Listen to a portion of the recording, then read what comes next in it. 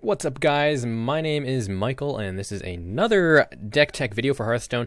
I'm back with another deck that I'm using to climb the ladder with. I am currently rank 16, so I haven't been climbing too much, but it was only because I started right when the season started, and, not being an extremely skilled player, not having gotten past level, rank 11 yet, I, of course, got mixed up with all the inconsistent mumble jumble of legendary players and high ranked players in the early low rank. So now it's starting to finally stabilize, and I'm going against people I can actually beat quite frequently. And this is the deck I'm actually using, and it's actually doing the best out of all the decks that I've been testing out and trying out, because I actually do want to try and beat my rank of 11 this season, and I think I can easily do that. Just I need to play more games essentially. Oops, I think I just switched it to. Okay. I think I might have switched it to accidentally to capture my Hearthstone deck tracker when I clicked on it. Did not know my program could do that. Anyways, looking at the stats, it is so far out of 27 games, it has a 70% win rate, which is pretty good. I think that's actually not bad, considering I don't play super heavily. I'm not a super serious player, more on the casual side of things. So it's nice to be able to see that kind of win rate. It just means that I'm winning more than losing, which is always the best thing, right? But this is a priest deck. This is another priest deck. This one's a little more serious than my day and night deck. My day and night deck sort of has been getting a little bit, quite a few losses recently. It seems that just the way the meta is starting to shift now, and especially with the paladin, secret paladin, and stuff like that being really popular, and a lot of decks that try to flood the board. The day and night deck doesn't do extremely well at that. So this one was a deck to sort of counter those kinds of decks, especially the flood type decks, the really really aggressive decks, the Murloc Knight Paladin decks, the Secret Paladin decks, and stuff like that. And it does a really really good job. I'm really happy with how this deck turned out, and this is sort of the main list I'm going with right now. It has a lot of flex spots, so you can really tweak it towards what you're currently facing on the ladder. Right now I sort of have it really jumbled up just because I sort of go against everything at the lower ranks, so it's more about how you play the deck rather than what deck you actually play. I think I should probably try and take out some of the cards and try test some other things in, though, because there are some cards that are doing really really well, and some that are a little bit hit or miss, I guess. But let's go through. This is a sort of your basic priest deck, but there's a few interesting choices and interesting one-ofs. I was watching Trump mainly play his free-to-play priest, and I've been adding in mind control, and it's been working out really really well because he's playing a free-to-play basic mind control priest. And I also don't have light bombs, so I can probably craft one, or I could probably craft a couple if I disenchant some stuff, but I'm not really sure if I want to use it yet. Right now Holy Nova and Blood Mage Thalnos have been working really really really well together, and Holy Nova has been good enough as it is, so I don't really need the light bomb just yet. I'm not facing up against enough mid-range and just heavier decks to warrant it, and I'm not really going against too many patrons and too many secret paladins. More of the older decks up on the lower ranks. But let's go through the cards, and I will talk about a little bit of my choices here. So Power Word Shield, and actually let's just go through the basic sort of priest set. The cards that are pretty much in every priest deck. Double Power Word Shield, double Northshire Cleric, Shadow Word Pain. I'm having two of them just to hedge a little bit against the aggressive decks. It also works well with Shrinkmeister. One Shadow Word Death, and I'm also running BGH just because we are running the Deathlord deck, and getting Ragnaroses or cards of that matter snuck out. You really want to try and have an answer to them, and Shadow Word Death helps give us an answer to things that Big Game Hunter can't hit. Things like Savannah Highmane, Thorasan, stuff like that. And here's where the sort of mind control feature comes in, and sort of one of the more interesting choices that I decided to throw in was I've been running double mind control tech. This is a mind control priest, obviously by the name.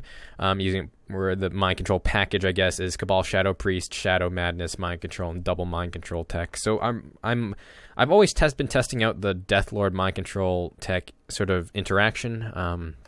Where Deathlord makes MC Tech much better, And I've been really liking double MC tech. This is a fairly reactive deck. You want to just get on the board early with your Zombie Chows, Northshire Clerics, buff them up, try and draw some cards with Power Word Shields and healing with Northshire Clerics. And then you sort of become a little bit more reactive after you sort of drop down your Death Lords and stuff like that, because you don't really have much going on in the mid game. It's more about controlling the early game, really just be responsive to their threats while pushing, chunking for damage, and then you actually can get quite a bit of burst damage later on in the game, thanks to the Zombie Chow Akanai Soul Priest interaction, which I'll go into in a bit, for those of you who don't know that interaction. So I like with the one Shadow Word Death, even though we are running Big Game Hunter. Felon's Chosen, double Felon's Chosen, double Holy Nova for even more aggressive. If I was running Light Bomb, I'd probably run one of each, but I am just running double Holy Nova. Holy Nova works really well with Blood Mage Thalnos. It's great against the Grim Patron decks. If they get a really good Grim Patron off and you're not dead, you can pretty much just wipe their board, and unless they have Battle Raged, they are pretty much empty-handed at that point, and you can just stabilize pretty easily from there. Harrison Jones, just great against any warrior-based matchup. It's pretty common in Control Priest to run that as well. Cabal Shadow Priest combos well with Shrinkmeister, and also just is a way to hedge, just a way to get more tempo on the earlier decks.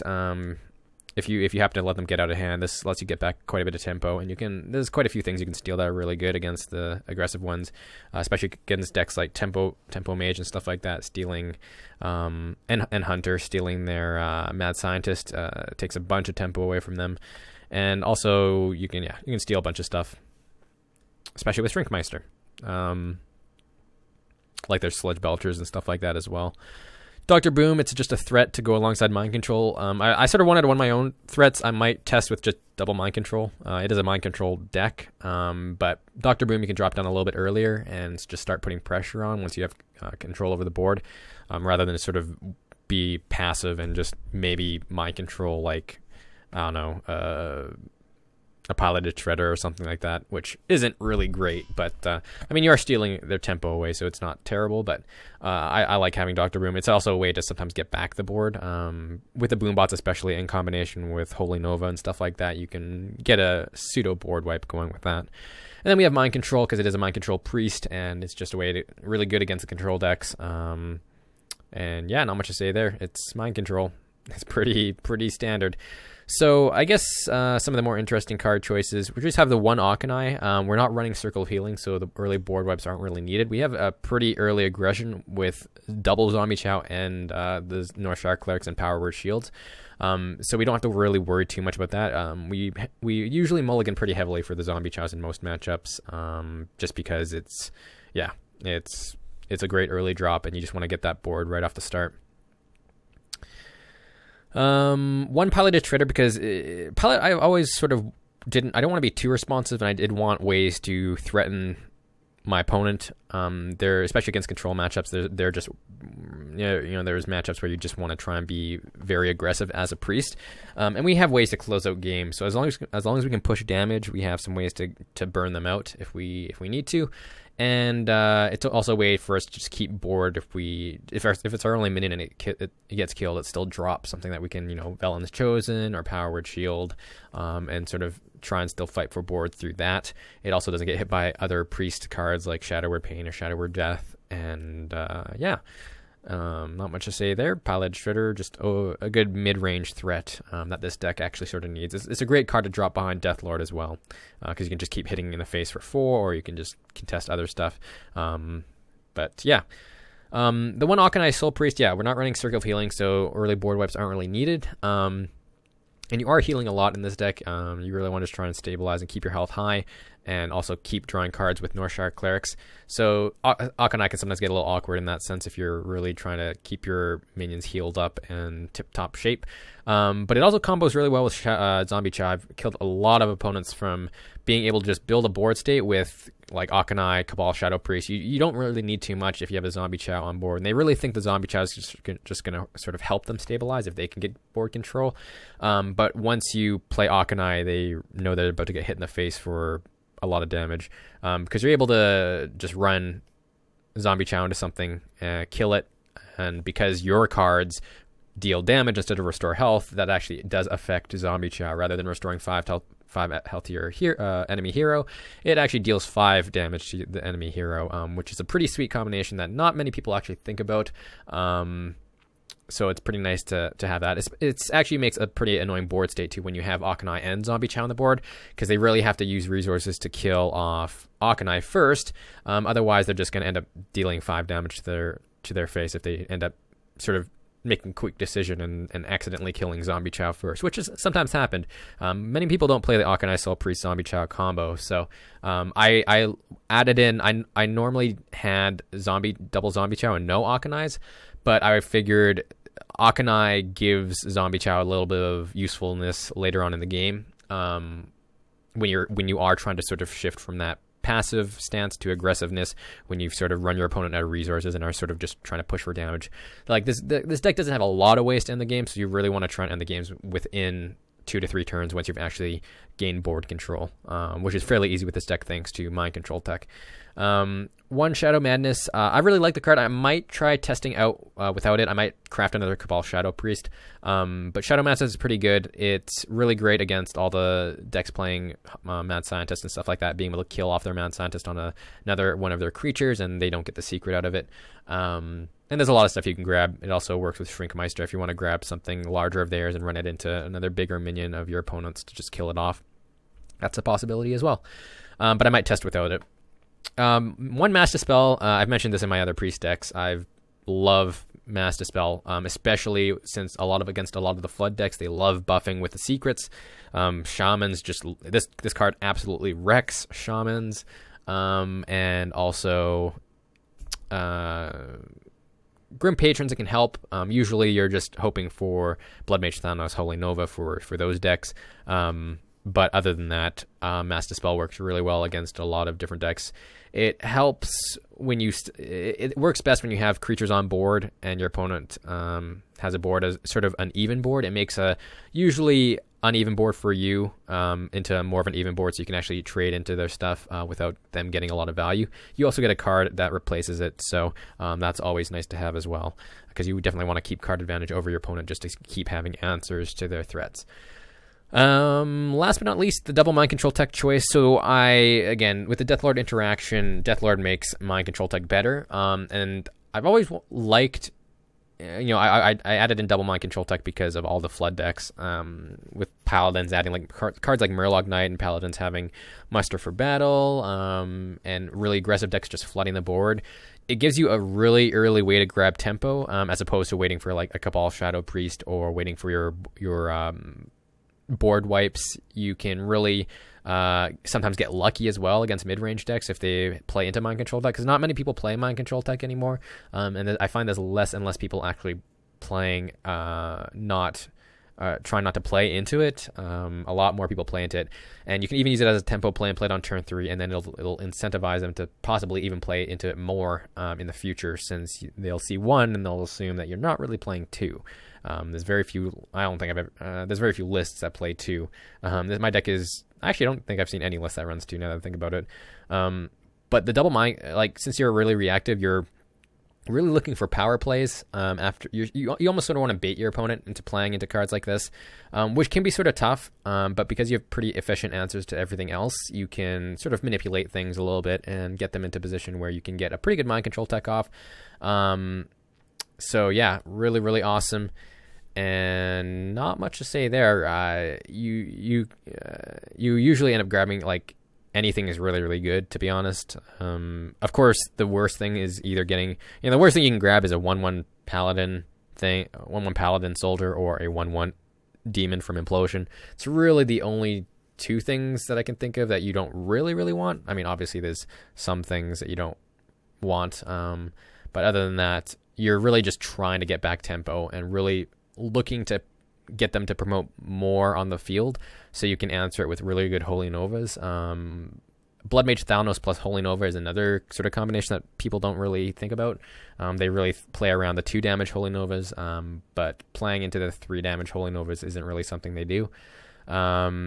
This deck might actually operate a lot better with Light Bomb, but there are times when we don't want to destroy our board either. And we are playing some threats like Dr. Boom, Harrison Jones, Pilot Shredder that would essentially get killed by Light Bomb. And we're not that reactive. We really just sort of want to, like, MC Tech is really the main core of the deck. Baiting in your opponent into really good MC Techs is sort of what you're looking for here. And we have plenty of ways to sustain ourselves, so it's not really a huge deal.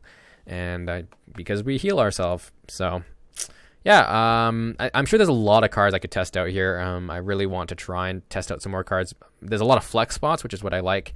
Akanai Soul Priest, taking out an Akanai, taking out one more Zombie Chow, Shadow Madness, taking out those 3 cards. Maybe swap out Harrison Jones for a different tech card. There's a lot of different ways you can go with this deck, which is what I like. And I think it's very strong. I think MC Tech's really, really strong right now. And especially when people don't think about it. The hardest decks for this to beat are just if you can't get on the board early and your opponent just has really, really big threats and you don't draw into your answers.